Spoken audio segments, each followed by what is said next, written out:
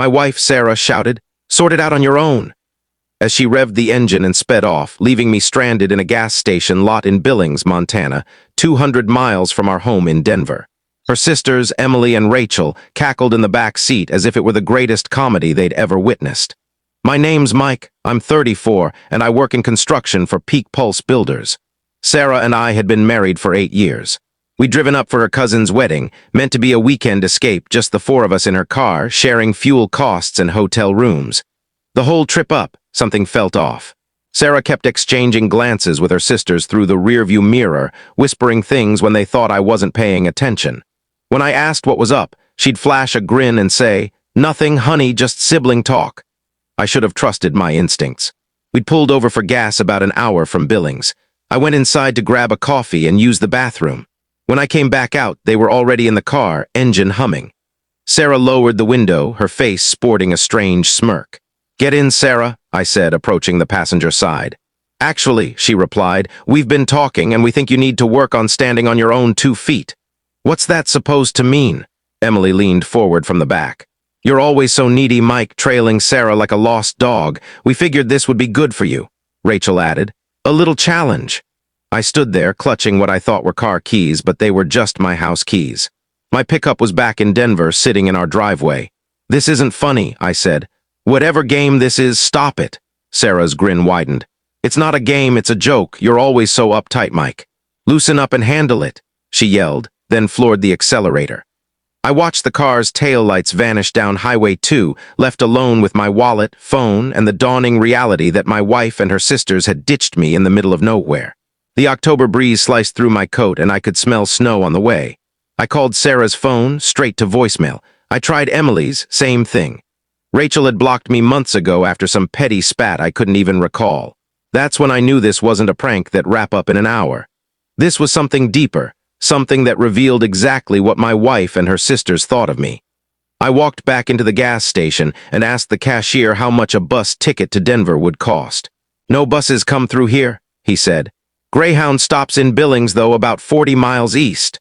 I met Sarah 9 years ago at a construction site. She was an environmental consultant for a project my team was working on. She was sharp, witty, and had a way of making me feel like I was the only person in the world when she spoke to me. Her sisters, though, were different. Emily, 2 years older, worked in advertising for a tech firm, always full of opinions. Rachel, the youngest at 28, was still figuring out her path but never lacked for attitude. From the start, they acted like I was stealing their sister away.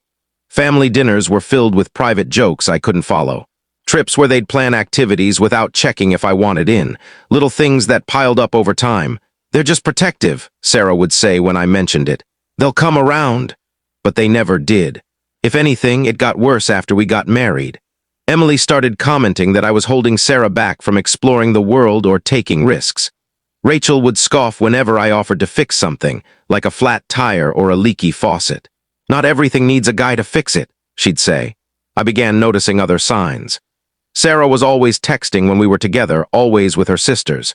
She'd cancel plans last minute because Emily or Rachel had some emergency that needed her. Last year, she forgot our anniversary because she was helping Rachel move. The year before, she missed my birthday dinner because Emily was dealing with a breakup. "Family first," she'd always say. I understood that. I respected it. But I was supposed to be family too. The red flags were clear on the drive to Montana. How they insisted I didn't need to bring my truck since we'd all ride together. How Sarah booked the hotel under her name alone. How Emily kept joking about how I never did anything impulsive. "Remember when you used to be fun?" Rachel had said from the back seat. "Before you got all settled and dull." I brushed it off, but it hurt. I worked 60-hour weeks to provide for us. I maintained the house, planned trips, remembered special dates. I thought that's what being a good husband was. Standing in that gas station lot, watching the sun sink behind the Montana hills, I realized I'd been wrong. Not about being a good husband, but about who I'd married. The cashier let me use the station's phone to call a cab company in Billings. A $60 ride I couldn't really afford, but I had to get to that bus station. The bus to Denver took 14 hours. 14 hours to sit in that cramped seat and think about my marriage, about the woman I'd spent 8 years trying to please. I kept checking my phone, expecting an apology or a frantic call when they realized they'd gone too far. Nothing came. Around midnight, somewhere near Casper, Wyoming, it sank in. This wasn't about teaching me to be independent or helping me relax. This was about humiliation, about showing me my place in their tight-knit sisterhood. I thought about all the times I'd given in when they changed our plans. All the times I'd stayed quiet when they mocked me. All the times I'd apologized for things that weren't my fault just to keep things calm. The worst part wasn't being left behind. It was realizing they'd likely planned this for weeks, maybe months, sitting around Emily's place, scheming and laughing about how oblivious I was. When the bus rolled into Denver at 8 a.m., I'd made up my mind. I took a cab home, expecting Sarah's car in the driveway. It wasn't. The house was empty just as we'd left it Friday morning. I sat at the kitchen table and called in sick to work. Then I did something I'd never done before. I went through Sarah's things, not out of jealousy or suspicion, but because I needed to know who I'd been married to. Her laptop was locked, but she'd always been sloppy about closing browser tabs. I found group chats with her sisters going back months, screenshots of our texts that she'd shared with them, complete with laughing emojis, pictures of me asleep that she'd sent with captions like, "Out cold as always and clueless as ever." But it was the thread about the Montana trip that shattered something inside me. Emily had proposed it first. We should totally leave him somewhere and see how long it takes him to get home. Rachel, OMG, yes, he's so reliant on Sarah for everything. Sarah, you guys are awful, but yeah, it'd be hilarious. They'd planned every step, the gas station stop, the line about needing independence, even a backup plan if I got home before them. He'll probably call his mom or something, Emily wrote. Such a baby. I shut the laptop and sat there for a long time. Then I packed a bag and left. No note, no shutting off the utilities or locking the door. I walked out the way they'd driven away from me. The difference was I wasn't coming back. I drove my truck to my brother Tom's place in Colorado Springs. He worked nights at a factory and had a spare room. When I showed up with a duffel bag and no explanation, he just handed me a beer and nodded. "How long you staying?" he asked. "Not sure yet." Tom never liked Sarah. He never said it outright, but I could tell. The way he'd go quiet when she was around, always finding a reason to leave early during family gatherings. I told him everything, the prank, the chats, the months of planning behind my back. "Damn, Mike," he said when I was done. "You're better off without her." Monday morning, I called my boss at Peak Pulse and asked for a transfer to a project in Colorado Springs. We were short-staffed on a school renovation, and they needed skilled workers. My boss didn't pry, just said I could start Wednesday. Tuesday afternoon, my phone started buzzing. Sarah was back. I let it go to voicemail and listened to the message. "Mike, where are you? I get home and you're just gone. That's not like you. Call me. We need to talk." No apology, no mention of what she'd done. Just surprised that I dared to vanish on her. I blocked her number. An hour later, Emily called, blocked her too. Then Rachel, blocked. But they were clever, calling from other numbers. Sarah's work phone, random numbers I didn't know. Always the same message. I was overreacting. It was just a joke. I needed to come home so we could sort it out. Thursday, Tom came home from his shift with a strange look. "Your wife's here," he said. "She's parked outside." I looked out the window. Sarah's car was across the street. She saw me and got out, heading toward the building. I met her in the lobby before she could knock on Tom's door. "Mike, thank God," she said, reaching for me. "I've been so worried." I stepped back. "What do you want, Sarah?" "I want you to come home. I want us to talk like grown-ups." "Talk about what?" "How you left me stranded 200 miles away. How you and your sisters planned it for months." Her expression shifted. The worried wife act slipped for a moment, revealing annoyance like I was being difficult.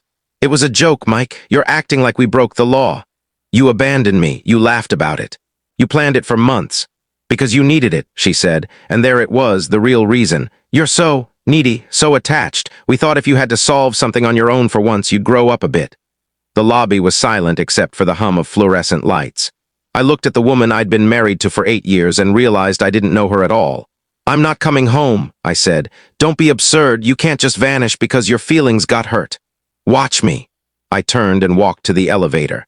She followed, talking faster, promises, threats, excuses that didn't add up, but I tuned her out. When the elevator doors closed, she was still talking. Friday morning, I got a text from an unknown number. "This is Emily. Sarah's really upset. You need to fix this." I showed it to Tom over coffee. "Change your number," he said, so I did. 3 weeks later, I was settling into a new routine. Work at the school site during the day, helping Tom with his car on weekends, learning what it felt like to make choices without someone else's input. I found a small apartment on the south side of Colorado Springs. Nothing special, but it was mine. No debates about decor or what to watch or eat. For the first time in years, I felt like myself. Then my mom called. "Mike, honey, Sarah came by the house." I'd been dodging my parents' calls, not ready to explain the split, but Sarah had no such reservations. "What did she say?" I asked. "She said you're having some kind of crisis, that you vanished after a family trip and won't take her calls." I could hear the concern in Mom's voice. She'd always liked Sarah, thought she was good for me, steady, dependable. "It's not a crisis, Mom. We're having issues." "What kind of issues can't be fixed?" I didn't want to dive into the details, the chats, the planning, the months of subtle cruelty. It'd sound petty, like I was blowing a joke out of proportion. "I'll call you later, Mom. I need to think." But after hanging up, I realized Sarah was still spinning the story, making me look like the unstable one who'd abandoned our marriage over nothing. I drove to Denver that weekend, not to the house we'd shared, but to my friend Chris's place. He was in construction too, had been at our wedding. "Heard you and Sarah split," he said when I showed up. "Sorry, man." "What happened? What you hear?" "Just that you took off after some argument. She seemed pretty broken up." There it was again, Sarah's version. I was the villain who'd overreacted and left his wife. Chris handed me a beer and we sat on his deck. I told him the real story, all of it. "That's twisted," he said when I finished. "Why would she do that?" "I think she wanted me gone," I said. "Not forever, but I think she enjoyed having the power to hurt me." Chris was quiet for a moment. "You know what I remember about your wedding? You were chatting with some of my crew, just normal stuff. But every time you laughed or seemed to be having fun, Sarah would come over and pull you away. Some excuse about needing to greet someone or take pictures." I remembered that. How she kept interrupting my conversations, saying we had to thank this aunt or pose with that group. I thought she was just being a good host. "Maybe," Chris said. "Or maybe she didn't like seeing you happy without her." That night, I drove past our old house. Sarah's car was in the driveway, lights on in the living room. I saw her silhouette moving inside. I didn't stop. Didn't slow down, just kept driving. But seeing that house, the life I'd built there, made me realize something. I wasn't just escaping a bad marriage. I was moving toward something better. Over the next few months, I took steps I should have taken years ago. I opened my own bank account, transferred my share of our savings, and hired a lawyer who handled divorces. The lawyer, a no-nonsense woman named Linda Harris, listened to my story without judgment. "Do you have proof of the harassment?" she asked. I showed her the blocked numbers, the messages from Emily and Rachel, the calls to my workplace. "And she went to your parents' house?" "Yeah, said I was having a breakdown." Linda jotted notes. "We can use this. Colorado's a no-fault divorce state, but the harassment could matter for other reasons." I signed the papers that day. Linda would handle serving Sarah and starting the process. "One more thing," she said as I left.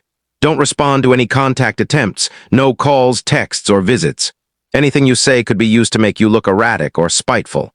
"What if she shows up at my job?" "Document it. Call the police if you have to, but don't engage." The school renovation was going well. I'd been promoted to team supervisor, managing 6 guys.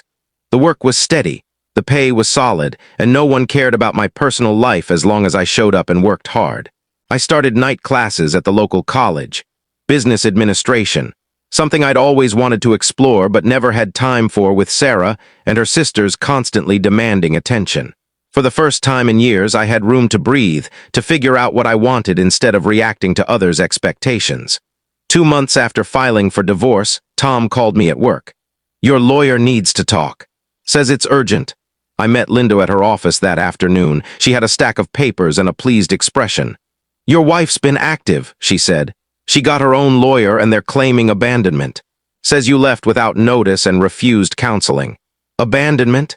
It's a weak argument, but they're saying you left to punish her. They're fighting the asset split." My stomach churned. Even now, Sarah was trying to control the narrative. "But here's the good part," Linda said. "My investigator did some digging. Your wife's been telling people you were abusive and she had to leave for her safety." "That's a lie." "I know, and we can prove it." The investigator found social media posts from the weekend I was stranded. Pictures of Sarah and her sisters partying at a bar in Billings, captions about girls' night and freedom. Linda showed me printouts. Sarah and her sisters grinning with drinks in hand, posted at 11 p.m. the same night they left me at the gas station. "This kills their story," Linda said. "They can't claim they feared you while celebrating your absence." I stared at the photos. In one, Emily was wearing my Rockies cap, the one I'd left in the car. "There's more," Linda said. "The investigator got the group chat messages. Your wife wasn't careful about her privacy settings." She handed me more papers, screenshots of the chats I'd seen, plus dozens more. Months of scheming, joking about my reactions, betting on how long it'd take me to crawl back. "We file our response tomorrow," Linda said. "Then we finish this." The divorce hearing was set for a Tuesday in March. I wore my best suit, the one I'd married Sarah in 8 years earlier. She sat across the courtroom with her lawyer, a slick guy who looked expensive. She'd lost weight, looked worn out. When our eyes met, she tried to smile, like we were still a team. Her lawyer went first, portraying me as an erratic husband who deserted his wife over a minor spat. "Your Honor, Mr. Mike Thompson used a trivial family misunderstanding as an excuse to abandon his duties. He left without warning, refused counseling, and is now punishing his wife for a harmless jest." Linda stood when it was our turn, calm and lethal. "Your Honor, I'd like to present evidence that refutes the petitioner's claims." She handed over the screenshots, the social media posts, the harassment records. Piece by piece, she tore apart Sarah's story. "These are messages between the petitioner and her sisters, planning what they called a joke for months. Here are posts from the night they abandoned my client, celebrating their actions. And here are records.